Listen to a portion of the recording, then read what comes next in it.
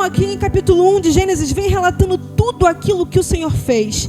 E a cada palavra liberada da boca de Deus, algo acontecia. A cada palavra liberada do Senhor, algo começava a aparecer. A cada ordem que o Senhor dava, algo acontecia. Isso me faz entender que toda palavra que sai da boca de Deus tem direcionamento certo. Que tudo aquilo que sai da boca de Deus, toda ordem direcionada pelo céu, há de se cumprir, porque Ele é poderoso para fazer. Então tudo que Ele falou que era para ser feito, fez. E aos Hebreus o escritor vai dizer que tudo que veio à existência veio a partir do nada. E o que não tinha passou a existir mediante a palavra de Deus. Entenda, a palavra de Deus é poderosa, ela é eficaz, ela é mais cortante, mais penetrante que uma espada de 2 gumes. Ela alcança a divisão da alma e do espírito, junto e medula. Ela alcança onde eu não posso alcançar. A palavra de Deus faz o que eu não posso fazer. Ela alcança onde o pastor não alcança, onde a liderança não alcança, onde os governantes não alcançam, onde os médicos não alcançam. A palavra de Deus alcança. E ela só não alcança como surge efeito. Então tenho certeza e convicção que tudo aquilo que Deus já liberou para a tua vida, e tudo aquilo que Ele ainda há de liberar sobre ti, sobre a tua casa, há de acontecer, porque a palavra de Deus, ela é poderosa. E a palavra de Deus, ela não volta vazia, ela cumpre o seu objetivo, como foi na criação. Tudo o que Ele falou aconteceu. Tudo o que Ele ordenou aconteceu. Só que Deus, Ele cria o homem. Nós sabemos e conhecemos, ali do pó, do barro, ali Ele forma o homem. Ele sopra ali no nariz do homem, que é chamado Adão, o fôlego de vida. Ele sopra dele mesmo dentro do homem. E o homem passou a ser alma vivente depois desse acontecimento. E Deus, no 6º dia, quando Ele cria o homem e a mulher, primeiramente Ele cria o homem. E Ele chama Adão e fala para Adão começar a dar nome aos animais. Ele chama Adão e começa a falar: Adão, o nome que você der, ele sim será chamado. Ele deu autoridade à criação a Adão. Ele deu autoridade e domínio de tudo aquilo que Ele fez a Adão, que é a sua criação perfeita. Porque tudo o que Deus fez, Ele viu que era bom. Mas quando Ele cria o homem, Ele viu que era muito bom. E Ele olha, Adão não viu que para ele faltava algo, porque Adão já tinha tudo. Adão era completo. Adão não tinha falta de nada. Ele tem comunhão com o Criador, ele tem relacionamento com Deus, Deus da criação. Para ele nada falta. Ele tem mantimento, ele tem tudo que ele precisa. Só que o próprio Deus diz: não é bom que o homem esteja só. Não foi Adão que pediu. Deus olhou e viu: não é bom que ele esteja só. Far-lhe-ei uma adjutora, far-lhe-ei uma auxiliadora, criarei alguém para estar junto com Adão, desfrutando de tudo aquilo que eu criei, desfrutando de todas as maravilhas que eu fiz, desfrutando de tudo aquilo que eu dei ordem e aconteceu. A criação é perfeita, não há defeitos. E Ele cria a mulher. Ele faz Adão cair num sono profundo. Enquanto Adão está nesse sono profundo, o Senhor pega ali uma costela de Adão, fecha aquele espaço com carne e transforma em uma mulher. A Bíblia fala que da costela Deus transformou em uma mulher. De coisas pequenas, de uma costela, de um osso, Deus criou uma mulher. De coisas pequenas, crê que Deus pode fazer coisas grandiosas. De coisas pequenas, o Senhor pode fazer coisas maravilhosas. E Ele transformou e criou a mulher. E eles estão ali em plena comunhão com Deus no jardim. Não só o homem, mas também agora a mulher não tem falta de nada. E a Bíblia fala que todos os dias, não é um dia, não é no segundo dia, não é no terceiro, ou daqui uma semana, não. Todos os dias o Senhor, ao cair da tarde, Ele andava pelo jardim, Ele passeava ali e tinha comunhão com Adão e em Eva. É um Deus grande, Deus perfeito, majestoso, criador de tudo. Poderia permanecer sentado sobre um alto sublime trono, mas faz questão de ir até o jardim, ter comunhão, ter relacionamento íntimo e pessoal com Adão e Eva. Ele faz questão de ter comunhão e relacionamento íntimo com a sua criação. E a Bíblia fala que todos os dias estava ali Deus. Ele descia, andava pelo jardim. A Bíblia não fala qual era o diálogo que ele tinha com Adão e Eva, mas diz que ele ia. Então eu entendo que, independente de nós sabermos ou não o que foi falado antes ali, do chegarmos no capítulo 3 da queda do homem, o importante é que Deus estava com eles. E muitas das vezes nós não ouvimos a voz de Deus e até pensamos que Deus não está conosco. Creia que mesmo em silêncio, Ele está com cada um de nós. Ele não nos abandona. E o desejo dele é ter comunhão e relacionamento íntimo e pessoal conosco. Só que chega um dia, a Bíblia fala, nós lemos no capítulo 3, que a serpente, também criação de Deus, faz parte dos animais, dos répteis, que o Senhor criou. Nós lemos que Ele que criou. A serpente, mais sagaz do que todos os animais, inicia um diálogo com Eva. E o diálogo é: não disse Deus de que toda árvore do jardim poderia se comer do fruto? Só que Eva, ela sabe o que Deus falou. Eva, ela tem convicção daquilo que Deus falou com ela e com Adão. Então no diálogo ela fala: não, o que Deus falou não foi isso. A Bíblia fala que, respondendo ela, diz: do fruto de toda árvore podemos comer, mas da árvore que está no meio do jardim, dessa nós não podemos comer. Então Eva sabia o que tinha que fazer. Eva tinha plena certeza do que era a ordenança de Deus, porque Deus disse a eles: porque quando comerdes, certamente morrerás. Não é uma dúvida, é uma certeza. Não é uma suposição. Não, talvez, pode ser, entretanto, que vocês venham ter algum mal. Não, é certamente morrerás. Havia uma condenação se eles tomassem posse daquele fruto. Só que o que antes Deus falou com Eva, que era morte, Satanás, usando ali a serpente, está querendo mostrar a Eva que é o contrário do que Deus falou. Porque quando Satanás fala com Eva, diz: não, pelo contrário, vocês não irão morrer, mas também serão conhecedores do bem e do mal, serão como Deus. O que Deus falou é morte. O que Deus disse é tragédia. O que Deus está falando é o fim. Satanás está querendo mostrar que é o contrário. O que Deus já falou que é sentença de morte, Satanás está dizendo: não é não, pelo contrário, vocês serão como Ele. Ele está querendo mostrar que a vida onde Deus já decretou a morte. Entenda, onde o Senhor já decretou que é morte. O que o Senhor decretou que é falência, que não é para prosseguir, não faça. Porque muitas das vezes o inimigo está tentando mostrar que é vida, onde o Senhor já declarou que não há esperança de vida. Ele falou é morte. E Satanás está dizendo pelo contrário.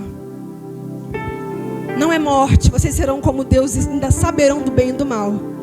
Só que antes, quando Eva está olhando para a árvore, porque eles conviviam no jardim, ela está olhando e está sabendo o que é morte.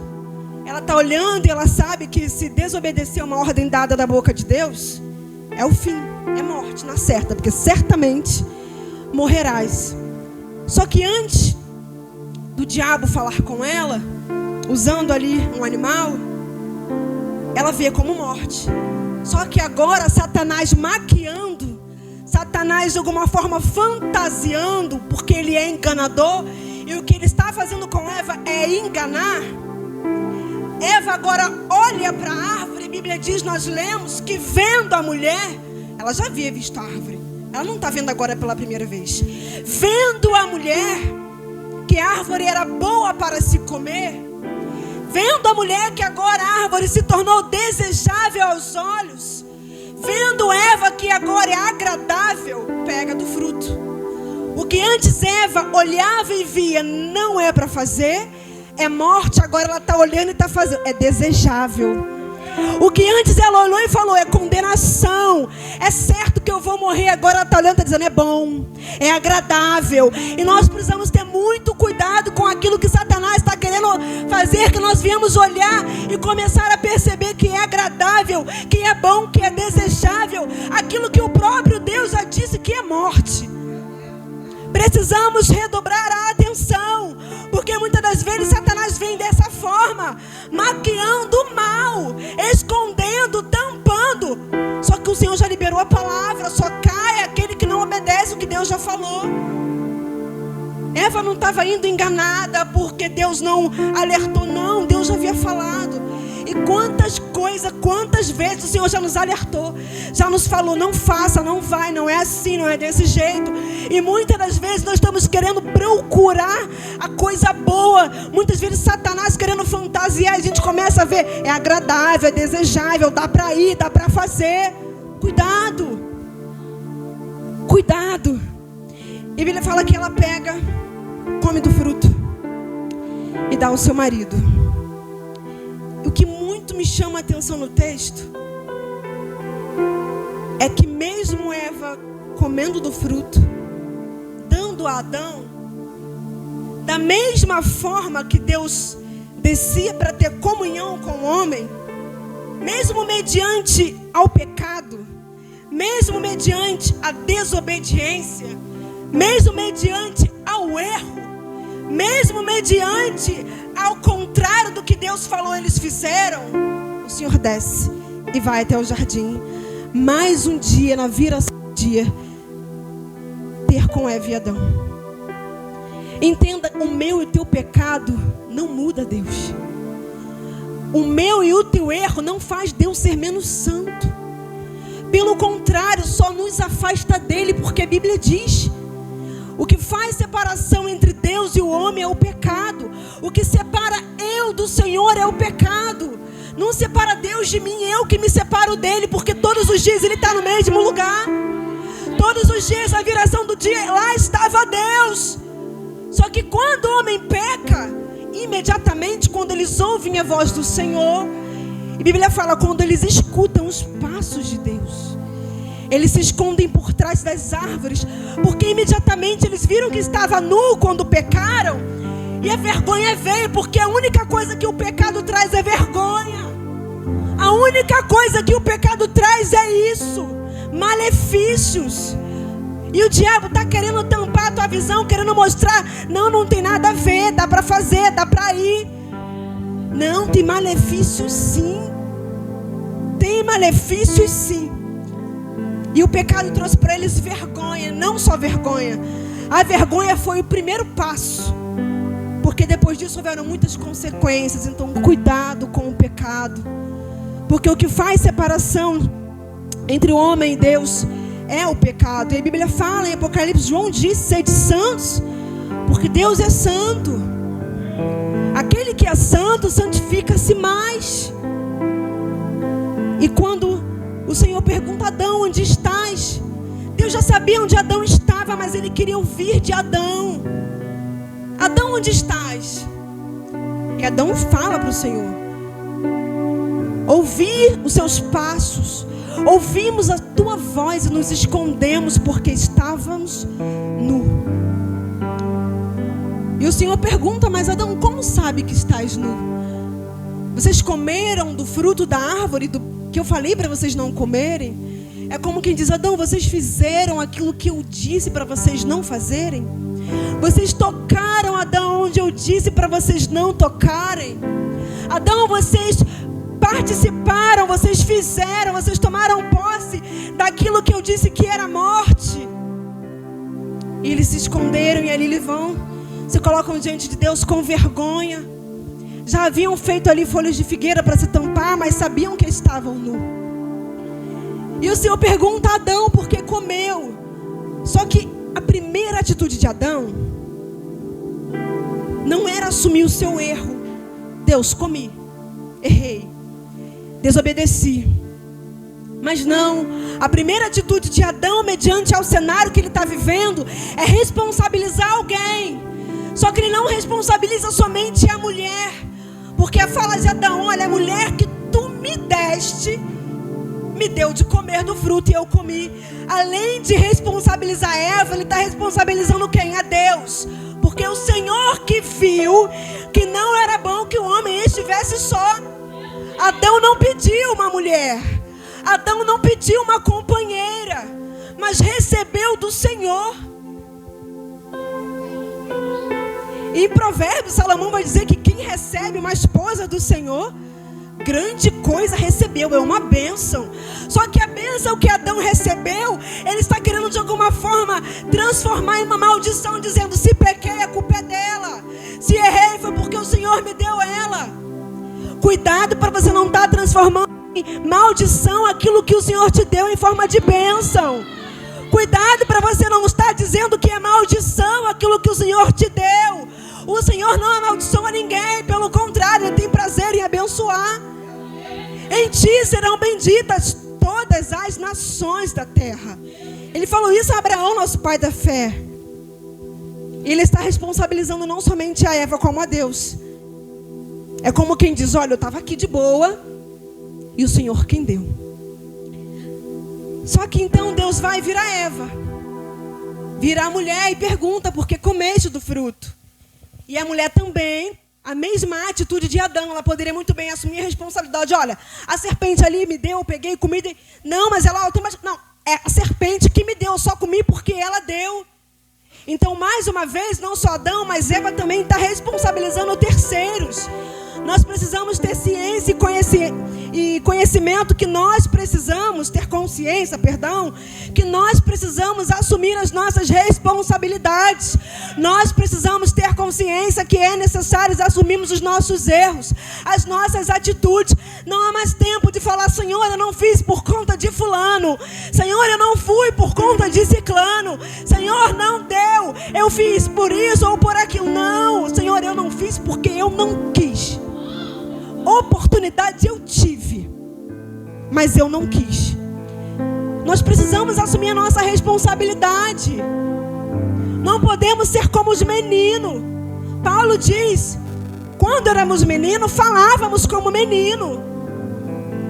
Só que não tem como ser menino a caminhada toda com Cristo. Chega um momento que não é mais o leite materno, agora é alimento sólido. Nós precisamos arcar com as consequências do que falamos, do que fazemos. Então ele vai e vira para a serpente. E nesse momento Deus começa a lançar sobre eles a consequência do pecado, que já havia se iniciado por conta da desobediência. Não só desobediência, mas também pelo orgulho. Porque o que atraiu Eva a comer do fruto foi porque disse: serão como Deus, conhecedores do bem e do mal. Eles estão no jardim e não tem falta de nada. Mas quando aparece o engano e a proposta de achar que pode ser como Deus, ela comete do pecado.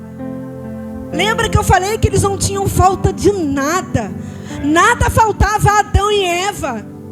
Eles tinham tudo o que precisavam. Mas o pensamento e o engano de achar que poderiam se igualar ao Criador de todas as coisas. Que pensamento pequeno. Que pensamento mesquinho, achar que poderia a criação ser maior que o Criador. Gente, não existe possibilidade. Ele é Deus, Ele é grande, Ele é majestoso, Ele é glorioso, Ele é o Criador dos céus e da terra. Ele nos formou do barro. Como poderemos nós sermos maior do que Deus? Ou sermos igual a Deus? Não existe possibilidade. E sinta-se muito feliz e agraciado por poder ser chamado de servo dele. Porque por conta do pecado, se não fosse Cristo, talvez nem essa chance nós teríamos. E ele vira para a serpente, que é Satanás, que é o diabo, que usou o animal porque era mais sagaz. Lembra que nós lemos a serpente mais sagaz que todos os animais?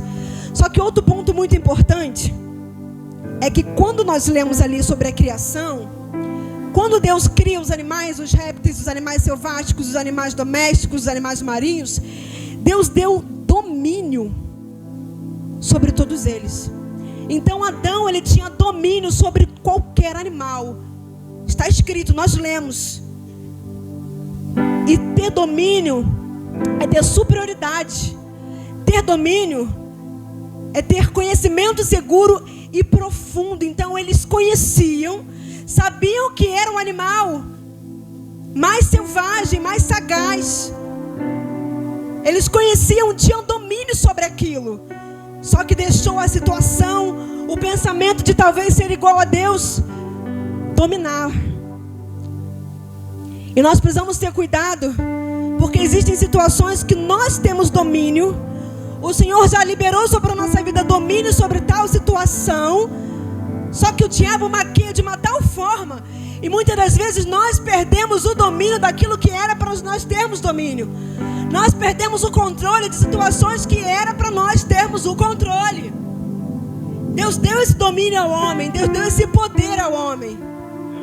Então ele fala: maldita serás tu, sobre o teu ventre rastejarás e comerás pó por todos os dias da tua vida. Colocarei, essa é a consequência para a serpente. A consequência para Satanás, ele continua: farei inimizade entre ti e a descendência da mulher. Agora não está mais liberando a consequência para a serpente, o animal. A consequência da serpente queria rastejar por toda a vida. Agora a consequência de Satanás é que o Senhor colocaria inimizade, que é o contrário de amizade. Inimizade é o contrário de estar junto. Ninguém quer estar junto como inimigo. Então eu colocarei inimizade entre a tua semente e o descendente da mulher. E o descendente da mulher pisará na tua cabeça, esmagará. E tu ferirás o calcanhar. Não está falando da serpente. Está decretando ali o fim de Satanás.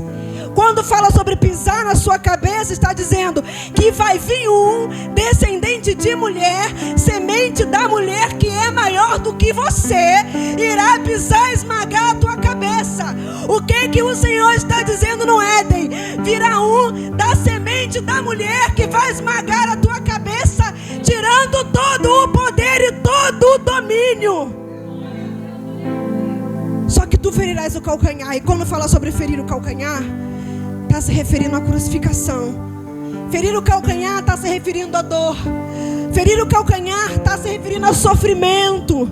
Ferir o calcanhar está se referindo a choro. Ferir o calcanhar está se referindo a luto, a dor. Desde o Éden, o irmão Vinícius falou no início, Deus já estava aqui manifestando a grande obra salvítica, que Ele iria fazer conosco, a humanidade, mesmo mediante ao pecado. E a mulher, Ele fala: multiplicarei sobremodo a dor do teu sofrimento, ao dar a luz de parto. E o homem terá que trabalhar, do suor do teu rosto comerás o pão, em fadiga irás trabalhar. E foram expulsos do jardim. Desde o Éden, através do pecado de Adão e Eva, o Senhor já liberou uma palavra. E essa palavra era: mesmo apesar do sofrimento, mesmo apesar de ferir o calcanhar, pisaria na cabeça da serpente. Isso aconteceu. Tudo aquilo que o Senhor falou se cumpriu. E tudo aquilo que o Senhor liberou, lembra que eu disse que toda palavra que o Senhor libera acontece? Tudo que Ele fala vem se cumprir. E isso não foi diferente. Só que o inimigo, ele não está satisfeito. Desde o início ele vem tentando maquiar, vem tentando esconder, vem tentando impedir a obra da cruz do Calvário de se cumprir. E como que aconteceu isso? Muitos profetas falaram, Deus já havia falado no jardim, que a virgem daria à luz um filho. E aconteceu, a virgem deu à luz a um filho. Só que a Bíblia fala, o Senhor falou no Éden que, mesmo ferindo o calcanhar, Satanás não teria mais domínio. Satanás não teria mais poder. E isso aconteceu, por quê? Muitas vezes Satanás tentou impedir.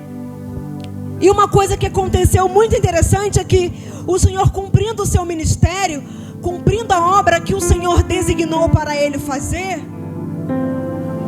diversas vezes ele colocou algumas coisas para acontecer, para impedir que o Senhor chegasse até a cruz, que ele chegasse até o plano perfeito do Senhor. Ianca, me dá um exemplo. O Senhor é levado ao deserto para ser tentado. E Satanás quer maquiar de alguma forma, como fez no Éden. Ele está dizendo, se tu és filho de Deus, ele está querendo maquiar uma realidade. Porque ele sabia, tinha certeza e convicção que era o filho de Deus. Só que Satanás está querendo maquiar, olha, se tu és mesmo. Satanás está querendo colocar um engano, olha, se tu és mesmo o filho dele. Olha, se tu pode mesmo, então transforma a pedra em pão. Satanás está de alguma forma querendo trazer um engano para Cristo, mas Cristo, ele é a própria verdade, a verdade é a própria palavra, que é a própria verdade. Ele vai, pega e repreende o Satanás na palavra, ele vence o diabo, ele vence a tentação mesmo estando no deserto, mesmo diante de uma necessidade. Qual era a necessidade que Cristo teve? Fome, porque passou-se ali 40 dias de jejum e teve fome. E mediante a necessidade, porque ele estava com fome, ele não negou, ele não pecou, ele não errou, ele não transgrediu. Só que Adão e Eva, mesmo diante de tudo que eles tinham, que o Senhor proporcionou a eles, sem nenhuma necessidade, errou, pecou, desobedeceu. Que possamos olhar para essa palavra e ser como Cristo, mesmo diante das dificuldades, mesmo diante das necessidades, nós não venhamos pecar e errar contra Cristo. Paulo fala que nenhuma condenação há para aqueles que estão em Cristo Jesus, que não andam segundo a carne. E ele também fala que nada pode separar-nos do amor de Deus. O que irá nos separar será a fome, será a nudez, serão os problemas, serão as dificuldades da vida. O que irá nos separar da obra da cruz do Calvário? Nem os anjos, nem demônios, nem potestades, e nem o que está... Gente, nada poderá nos separar do amor de Deus. Nada pode nos separar daquilo que o Senhor já fez por nós. E o Senhor resiste ao diabo. E a própria palavra diz, resistir ao diabo e ele fugirá de vós. Resista. Paulo também diz aos Efésios, revestivos de toda a armadura de Deus, para que sejais firmes, porque o dia mau vai vir, ele veio para Jesus. Quanto mais para mim e para você. Permaneçam e resistam. E mais uma vez o Senhor falando com os discípulos a respeito da obra da cruz do Calvário, a respeito do plano de Deus desde o jardim. Satanás continuou tentando impedir, e dessa vez usou um dos discípulos. Ele está falando sobre a obra da cruz, sobre que ele teria que morrer, teria que padecer, teria que sofrer para se cumprir aquilo que o Senhor determinou. Tenha certeza e convicção que tudo que Deus já determinou irá acontecer. Não adianta, não há como impedir. E a cruz foi uma coisa que não poderia ninguém se levantar para tentar impedir. E Satanás, como usou lá no jardim do Éden a serpente, agora quer usar um dos discípulos. Pedro se levanta e fala: eu não vou deixar que isso aconteça com o Senhor. Cristo está dizendo que vão fazer com o Filho do Homem, vão fazer com Ele. E Pedro está dizendo: eu não vou deixar que isso aconteça. Imediatamente o Senhor repreende ele, falando: para trás de mim, Satanás. Não há como impedir o que Deus falou que vai acontecer. Não há como impedir aquilo que o Senhor já determinou. E ele repreende a Pedro, ele repreende a Satanás. Pedro estava no meio dos discípulos, mas também ali deu brecha. Deixou-se ser usado por Satanás. Precisamos estar vigilantes a todo momento. Não dá brecha para que nós não venhamos ser usados por Satanás. Mas Ianca, eu venho à igreja. Gente, não podemos dar brecha. Pedro era discípulo, andava com Jesus. Precisamos estar sempre vigilante, para que nós não venhamos tentar de alguma forma impedir aquilo que o Senhor quer fazer na minha vida, na tua vida, na tua casa, na tua família. O Senhor quer salvar a tua casa. Então esteja sempre vigilante para você não acabar sendo uma pedra de tropeço. E pelo contrário, para que você seja um instrumento usado por Deus, para que Ele possa alcançar e cumprir a obra dEle, cumprir a vontade dEle. E Ele repreende ali Pedro, Satanás mais uma vez tentando impedir a obra da cruz do Calvário. Só que isso não foi aí. Lembra de quando Jesus ainda estava no ventre? Herodes escuta. Então ele sabe que a promessa está se cumprindo e manda matar todos os meninos. Desde o ventre Satanás estava querendo impedir que o Deus determinou viesse a acontecer. Só que não houve possibilidade. O calcanhar foi ferido e se cumpriu aquilo que o Senhor falou no jardim do Éden. Não teve como impedir. Só que aos Filipenses, Paulo vai dizer que ele, estando em forma de Deus, não teve por usurpação ser igual a Deus. Pelo contrário, antes ele se humilhou, se esvaziou de si mesmo, se fez em forma de homem, desceu, padeceu, homem de dores, levou sobre ele todos os nossos pecados, levou sobre ele todas as nossas iniquidades. O castigo que estava sobre ele, sobre nós, ele levou sobre ele. Homem de dores, padeceu, sofreu, como uma ovelha muda foi levada ao matadouro. Nenhuma palavra saiu da sua boca, porque ele já entendeu a obra da cruz do Calvário. Ele já entendeu que o Senhor tem um plano muito maior. Tanto que no Getsemane, ao suar sangue devido à sua grande agonia, devido à sua grande aflição, ele fala: se possível for, passe de mim esse cálice. Mas Pai, que todavia seja feita, não a minha, mas a tua vontade. Que todavia se cumpra aquilo que o Senhor já designou desde o Éden. Que todavia aconteça aquilo que o Senhor já determinou. E o Senhor, em agonia e sofrimento, ele caminha. O calcanhar precisava ser ferido, precisava acontecer. Homem de dores, Isaías vai dizer que tu verás o fruto do teu penoso trabalho, mas se alegrará. Ele está em agonia, sofrendo. Ao seu lado tem pessoas que cometeram pecado, mas sobre ele a acusação é que ele é rei dos reis, aquilo que o Senhor já tinha determinado. O diabo não conseguiu impedir aquilo que Deus já havia liberado. Paulo vai dizer que através do pecado de um, todos se tornaram pecadores. Através da desobediência de um, todos perderam o direito.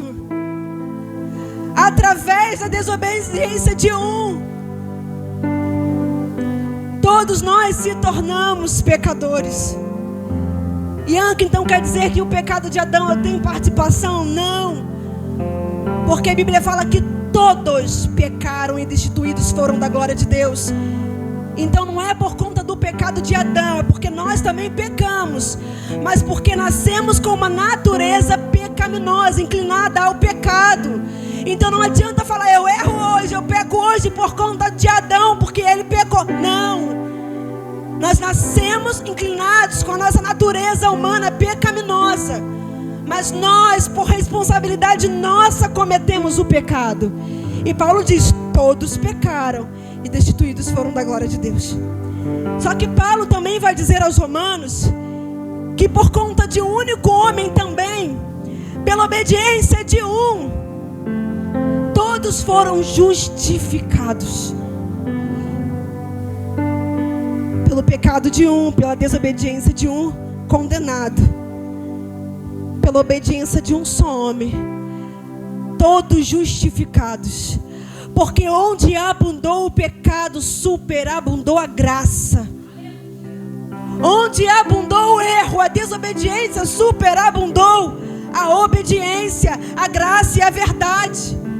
E a graça é um favor imerecido, nós não merecemos. Mas através do sacrifício de Cristo Jesus, que em obediência cumpriu o que o Pai queria, naquela cruz, fomos nós justificados em Cristo Jesus. Através de Cristo fomos justificados. Através de Cristo nós temos hoje a oportunidade novamente de, como Adão, nos relacionar com Deus.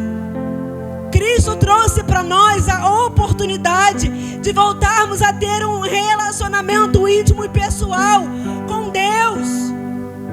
O que Adão perdeu em Cristo, nós ganhamos. O que Adão não tinha mais direito em Cristo, nós nos fizemos participantes dessa graça. E em Cristo, quando Ele é crucificado, o véu se rasgou. Não há mais separação. Não há mais condenação para quem está em Cristo. Quando o véu se rasga, muitos puderam perceber e contemplar. Verdadeiramente era o Filho de Deus. Muitos puderam ver e contemplar. Verdadeiramente aconteceu o que todos os profetas já vinham falando, não era novidade. Só que muitos creram e muitos não creram. Que nós sejamos os que creem. Que nós sejamos aquele que ouve a palavra do Senhor e crê. Bem-aventurado aquele que não viu e creu. E a fé é isso. A fé vem pelo ouvir a palavra de Deus. E que sejamos participantes a cada dia mais dessa intimidade que através de Cristo nós podemos ter novamente. A comunhão com Deus.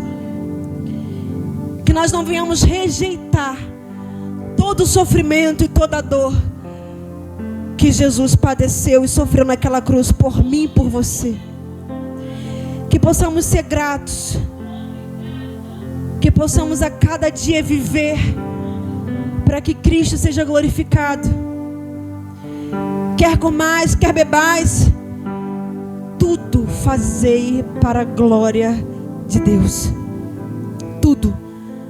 Que possamos olhar para a cruz do Calvário e ver novamente a esperança como foi louvado. Somente porque Ele vive, eu posso crer no amanhã. É somente porque Ele obedeceu, eu tenho uma nova esperança. É somente porque Ele aceitou a obra que o Senhor propôs a Ele, que eu e você temos vida. E vida em Cristo é vida em abundância. Porque Cristo, Ele é o caminho, Ele é a verdade e Ele é a vida. Que não sejamos como Adão, desobediente. Que possamos ser como Cristo, prudente. Que possamos a cada dia nos esvaziar das nossas vontades, dos nossos desejos, dos nossos deleites, daquilo que queremos, por amor à obra da cruz do Calvário. Que possamos a cada dia olhar para a Bíblia, olhar para Cristo e ver que se Ele venceu, nós podemos vencer no poder que há na palavra. Se Ele venceu a tentação, nós também podemos vencer. Ele está conosco. Ele é maior. Ele é o nosso refúgio e fortaleza, mediante as angústias e tantas tribulações que todos nós passamos. Está consumado, está feito. Ele já fez, Ele já se entregou. Ele já cumpriu aquilo que o Senhor pediu. E que possamos nós também cumprir aquilo que o Senhor deseja de nós. E assim, nessa noite, eu encerro aqui e agradeço a minha oportunidade. Em nome de Jesus.